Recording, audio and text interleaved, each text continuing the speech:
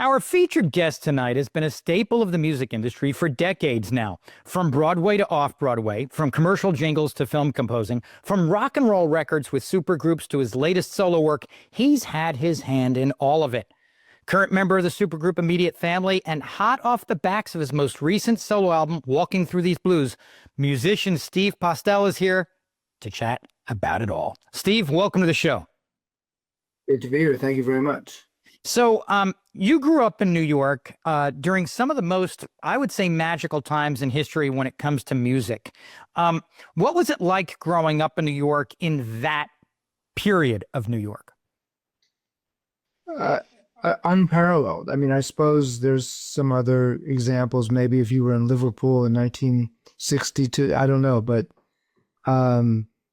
it was just a playground for, if you like, it wasn't just music. It was what was on the museums, what was on the dance world. And I fortunately had parents who were very open, loved exposing us to the arts. So I saw Nureyev, and I saw Pavarotti, and I saw Duke Ellington, and I saw Segovia, and I saw the Hair when it was in a club before it was on Broadway, and movie. So it was, I think, unparalleled cultural time, and a great time to be there. There was no carding. I used to go to the Fillmore East when I was 13. Nobody asked me any questions about it, which was one of the greatest places of all time to watch music. It was a very different time, and I'm so grateful that that's where I landed, in that town, in those years. It's kind of crazy to think that in certain years in and around the city, any random New Yorker could just wander into a bar or a club and find themselves watching or listening to Al Cooper. Or did that kind of thing ever happen to you while you lived and worked there? Were there any great stories of people that you saw maybe in their early infancy of their career? I saw all kinds of, like that. I walked into a club and Tim Hardin was playing, and there was not too many people there. I sat on the floor in front of him and watched him play. And I saw so many great people, from the old Doc Watson and Sonny Terry and Barney McGee, and it's sort of an endless list. And one of the things about it was, I don't remember ever not being able to get a ticket. That's the other strange thing. So I guess there weren't scalpers, but if I wanted to go see John McLaughlin, the Mahavishnu Orchestra at the Beacon, I would just buy a ticket. If I wanted to see Jaco Pastorius play, I just don't remember, oh, they're sold out, we can't go. And I think that's because there weren't really, the scalper thing there wasn't Ticketmaster. So it was all available. We could go Poco's playing at the Beacon. No, let's go. And it wasn't like we had to get tickets too much in advance, and it wasn't like they were $300 a ticket.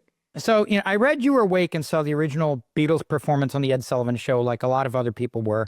And I've got some of my own theories, but why do you think people seeing and hearing the Beatles on that stage kind of seemed to change all the music and musical culture from that point onward, right? I mean, why do you think that was the case? Was it because they were so new and different and unique, or something else entirely?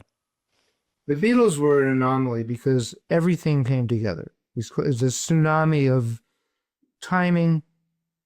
Those guys, John and Paul going to school together, George Martin finding them, Epstein managing them. There was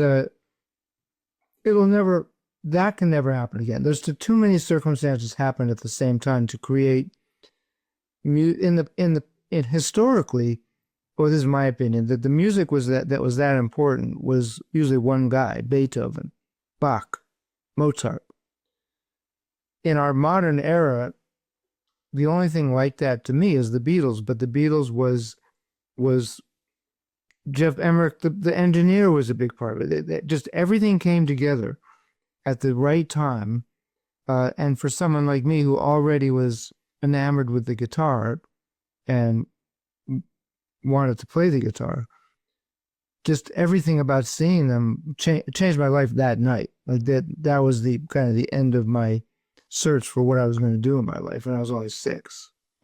The irony is that they've borrowed from people like Bach. You know what I mean? Is when you listen to Paul talk a lot about different things, he'll mention, oh, well, it was Beethoven or Bach, or it was this, or we took this and moved it this way, or did that with it.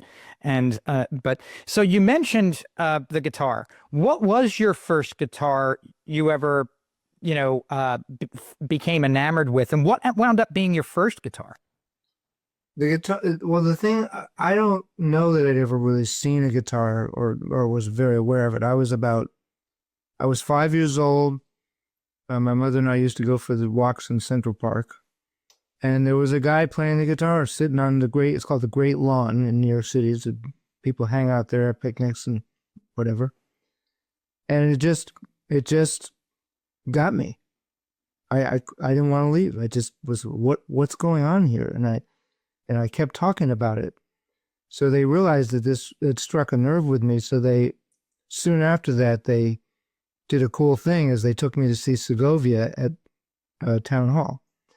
And so it was interesting because to them, guitar, Segovia, which was also brilliant and led to me studying classical guitar and loving that form. But so by the time I saw the Beatles, probably 6 months after the Segovia concert, I was already begging to have a guitar.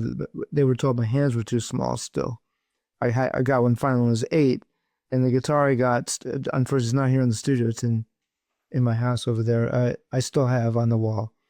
It's called, a lot of people have this guitar. It was called a Goya G10, nylon string, very cheap, but good. And that was my first guitar. And somehow that one has spent all these years traveling around with me, and it hangs on the wall. So, because I was going to ask you if your parents had encouraged your path into music as a career, because I did know that the music bug bit you early. And I was wondering, were they always supportive, or was there ever any pushback or nudging like many of our parents do when they're worried about job prospects? Or did they just know that, this was something you had a knack or talent for and were consistently supportive? It was almost the opposite. I mean, my mother was an artist, so that certainly helps. And at one point when I was 13, and you get to be 13, maybe you get a little lazy, and I suggested stopping guitar lessons. My mother was extremely permissive. The only thing she ever made me do was keep taking guitar lessons. She just knew that I was supposed to do that.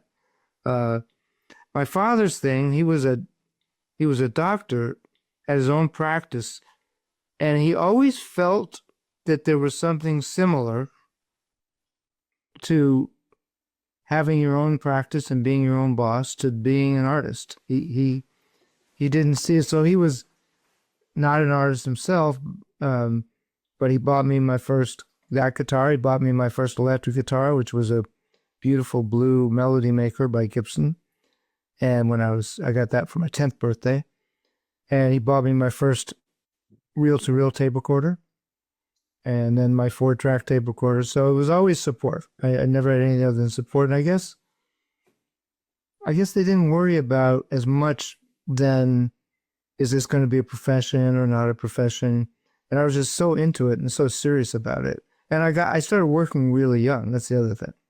I was already making a living playing and teaching guitar when I was 17, had my own apartment. So it just was kind of a given that, yeah, it's going to be okay. So you went and trained at the Mons College of Music in New York City, but my understanding is you didn't stay there, and that the story is kind of a funny one. What happened that made you leave the school early? So Mannes College, back then, this is how long ago it was, Juilliard, which now has a beautiful classical guitar program, did not consider classical guitar a real classical instrument and did not teach it. So the options were Mannes College of Music and Manhattan College of Music. That was it.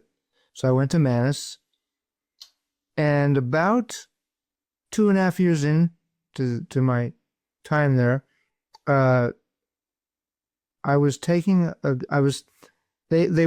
everybody was real snobby about what is classical music, and at least managed to teach classical guitar. But now almost every school teaches harmony and other things like jazz harmony, whatever, to some extent. But they had none of that. So I had to find an outside teacher. So he was playing on Broadway at the time in chorus line, I remember, and he was a guy who taught. He's sort of studying the Ted Green tradition. Some people will know what that is, but it was a great tradition of learning harmony and theory and related to more contemporary jazz or contemporary styles of music. So he was teaching me that. Now I could already play. I was already at Manus and doing recitals. And his name is Myron Weiss, and in his little apartment, his little studio on McDougal Street, he got a phone call during the lesson, and this was before phone machines. Wasn't even, forget about answering. This was before phone machines. So you had to pick up the phone, or it would just ring and ring and ring. So he picked up the phone. He's having a conversation. I was just practicing my lesson, and I sort of overheard a little bit, and he said, "Hold on a second," and he looked up at me and said, "Hey, do you want to go on tour with Man of La Mancha?"